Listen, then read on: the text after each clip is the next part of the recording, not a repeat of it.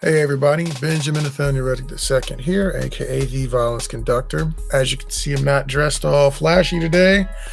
Just got out of a Zoom meeting and I'm in my workout clothes. So there you have it, me and the raw. But I was thinking about something today. I was thinking about the issues going on in California and the people who are striking. And we did a video before, and I talked about being a threat because I'm a fan of talking about power and tactics. Like, we can talk about the problem, but we have to be talking about how we're prescribing some sort of a solution for the problem, or else you're wasting my time. That's just how I feel. You can vent to somebody else. I'm really not a great guy to vent to. I love y'all, but I'm not good at venting. I'm good at trying to fix a problem. So I thought about this issue and I looked at it from two perspectives. The first perspective is, so you're saying you work in an industry with people who you think are out to take absolute advantage of you. They're not looking for a win-win. These are people who you think are robbing you of something that you were owed or deserved. And you're thinking that they do that intentionally. Like, this isn't like an accident. You think that these people are actually ill-intentioned and they're dealing with you in an untrue way. I don't know why you would want to work with people like that. I don't really want to work with people that I think are out to get me, because I don't move that way. I don't move in the kind of way that says that I'm out to get you. So it means you're automatically going to have the advantage. It's like a criminal. It's like a robber. You talk to people, specifically normally like, dudes that are trained or whatever, and you talk about the bad guys. Like, I wish somebody would. And then if you think about a criminal who has ill intent, they have all the time in the world, all the planning in the world, and then they have the advantage. They have the advantage of, being the initiator of the conflict and the violence, being the first mover, meaning that the best position you have, the only position you have, is to respond to their actions. I don't want to work with people like that. I don't want to work with people that I think have been plotting ways to defraud me or take advantage of me. I don't want to have to live on edge like that all the time.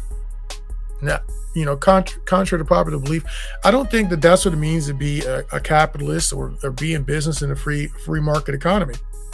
Capitalism being the free trade and exchange of goods and services between free people, uncoerced, voluntary, right? So just when I say capitalism, I talk about free market, that's what I'm talking about. I don't want to deal with people in a free market economy where I think that their whole intention is to get over on me. That's gross. And I don't do business that way. And I don't want to do business with people if that's your vision for doing business. I think that there's a big enough of a pie for everybody to eat. That's my honest belief. So number one, I don't want to do business with people who do things like that, where I have to be concerned whether or not you're going to take advantage of me. So I don't understand people who are in Hollywood and that's your deepest, fondest desire. So either these people really aren't as bad as you say, or they are. And if they aren't, and you really want to be a part of the team, then that's fine, say that. But if they are, then what are you doing? Number two, and how can that be your dream, to work with villains? That doesn't sound heroic to me. I would probably think going the independent route makes the most sense. Number two, and this is it's all leads to a particular place, but number two is, okay, so I'm looking at companies like Disney and these other organizations that are hemorrhaging money, but they're still making projects. And it's like, okay, so do they have cash reserves, or is it that their investors still have a faith in the product? I don't know which one it is, because it's probably a combination of both. But if you think about it, if they have cash reserves, it means they saved some of the money from those other projects to be able to make projects now. So the question I have is for my specifically for A and B list talent, did you save up money so that you could make projects when things are rough, like right now? Because if you did, you could be producing things to make sure other people eat. So instead of being a component of the product or a producer of some sort of good or service, instead of being just the person who's either consuming it or just a cog in the wheel, you could be the person who actually put the money up so that other people can eat, which to me is one of the reasons I really like being a business owner. I was taught that you make money because you provide some kind of value or service for people. That's the reason they give you the money. And I think it's really cool to be a person who actually is part of the production of something versus just a consumer or just some random puzzle piece. You might be an intricate cog, but I'd rather have opportunities to be the person who came up with something that gets people paid and helps them feed their families and entertain themselves. I think there's something noble about that. I don't know if everybody else looks at it that way. I think a lot of people look at it more so purely from the artistic standpoint, but I think that the concept of doing business and creating something and using my energy and my creativity to create something that is bigger than the sum of all the different parts, I think that there's something borderline divine in that, and really worthwhile. I think that's really cool, specifically when it's done with the right intention. So that's just my thoughts on that. Also, I'm curious, I don't know about this, I'm not SAG, so I don't know about the SAG rules, but man, it would have been really cool if during the SAG strike, if they had the wherewithal and ability to have maybe produce their own content. So can you imagine the threat that you would have presented to the film industry if Big Hollywood isn't giving you the numbers you want to get, and they're not giving you the let's just say they're not giving you the I'm a one-man army today, so let me do something here. Okay, that's with the color. So let's just say that you do a project and they're not giving you the numbers you want. You feel like they're being unfair in the pricing. What if you had done your own film? What if SAG had produced, or SAG approved, whatever, had produced like their SAG film from actors for actors? Like, oh, you don't want to do it, then the guild's going to make stuff to compete with Hollywood. That would have been interesting. I don't know if it's legal, but would have been cool to see.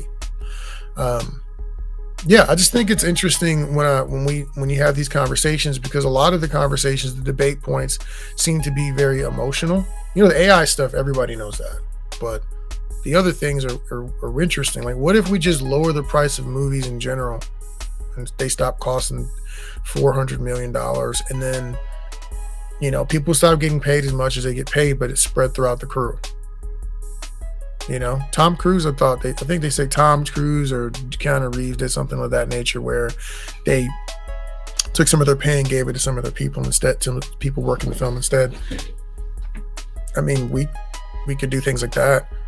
I'm also curious, like, I want to hear some stories if you guys know anybody doing this, who's done this. I've heard of it before, but I haven't heard any recent examples of movies that pretty much work like co-ops. Everybody's just getting a cut. Everybody's getting paid. Maybe they're taking less money on the front end, but on the back end, everybody eats. If we make money, everybody eats. We're experimenting with some concepts like that with Austin Action Fest. Trying to find ways to be the solution to the problem. Anybody can sit around and complain. The man who's on the sidelines running his mouth, that's easy. Everybody can nitpick. Everybody could be what do they call them, armchair quarterback, backseat driver. Nah, get in the arena. Show me. Show me what it looks like. Show me what a successful project looks like when people are treated well and with dignity. Show me. That's what we need. We need good examples. We need good mouth talkers.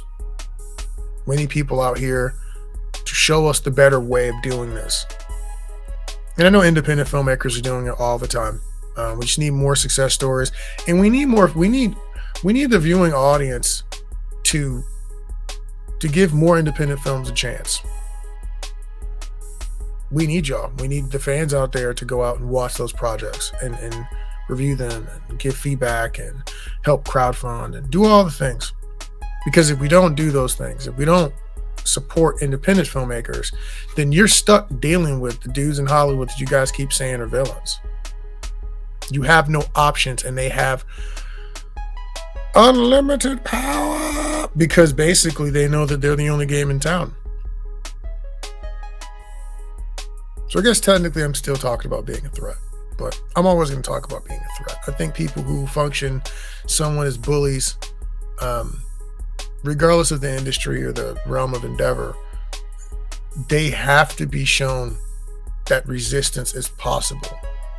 As an American, obviously I have, some preconceived notions about all of that because we are American. So our whole deal is that we're independent and that we'll be a threat to you. That's how our country kind of got started, right? That fierce independence. So, but I think it applies to business and relationships. It's just like being in a relationship with a spouse or whoever, husband, wife, and let's say they're abusing you in one way or another, or they're not appreciating you. The knowledge that you're not going to go anywhere and that you're not willing to not deal with them gives them power. There's no repercussions. You have to hope that the sweet Lord Jesus it changes and converts somebody's heart to see the error of their ways, because otherwise you have no way out of that move. You have no moves to play. You have no power. There's no tactics to play there. I think that people need to know that we don't have to deal. I don't have to be here. I'm not forced to be here. I have other options. I think that breeds better relationships, and it stops bullies from bullying people when they know that you are a choice for me. I'm making a choice to work with you, to be here with you, to do whatever with you. I'm not forced. I'm not a slave. That's why when we were kids, our parents would tell us if the bully messes with you, punch the bully in the face. I mean, a lot of people don't like that story or that version of things, but I think it really does apply to business. I've always been taught from a negotiating standpoint that you need to be willing to get up and walk away. So do y'all think do you think that would change the game? I'm not just talking about striking. I'm not talking about I'm not going to make any money and you're not going to make any money. I'm talking about I'm going to make money with my top tier talent and I'm just not going to make it with you. And I think that's what they were doing when they were starting to greenlight independent productions to use SAG actors. Should have been doing that the whole time. That should have been a push the entire time. The whole time we've been complaining about how bad Hollywood is, somebody should have been out there saying, we need to make sure that independent filmmakers can use our A-list actors. Now, here's the thing. You're probably worried about diluting their brands by being in not as good movies. But what do you want? Do you want power and strength at the negotiating table? Do you want whatever you consider dignity or whatever to be? Or do you want to be left at the whims of people in Hollywood that you say that you really can't trust? I don't think there's a right or wrong answer. I think in different parts of our career, you could have different answers.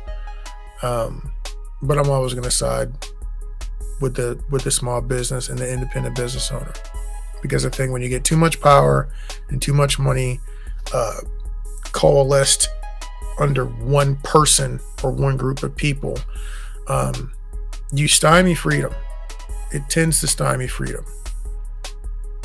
It's just the way it works in business, in film, and just in life. That's all I got. My camera's already set up. I was coming out of a meeting, so I figured why not jump on and chat with y'all a little bit, have a little fun here. Let me know what y'all think. Dead serious. Like, share this with your people, get the word out. When you start having these conversations, I think we need to crack the paradigms that we've been living under when it comes to film, independent film, and I really want to be honest about this. Small business, entertainment entrepreneurs, independent business, entertainment business entrepreneurs. You are entertainment business entrepreneurs. You're not artists. You're not just an artist. You're not just a painter, an actor. You're not just a dancer. You're not just a stunt man. You're self-employed. You need to make decisions looking towards your future and understanding that you run a business of you. And there are no first responders. You are your own first responder. Whatever emergency, whatever situation you get yourself into when it comes to your career, you're gonna have to solve that. So we need to be prepared, and we need to act like it, and we need to dwell in this world with understanding of the world of business. You are in a business, and you are a business. I just think we need to start acting like it, and we need to start asking the right questions, and to some extent forgetting everything that we know and the way it has to be, and come up with better ways that work for today. That's all I got. Benjamin Nathaniel Reddick II, the violence conductor.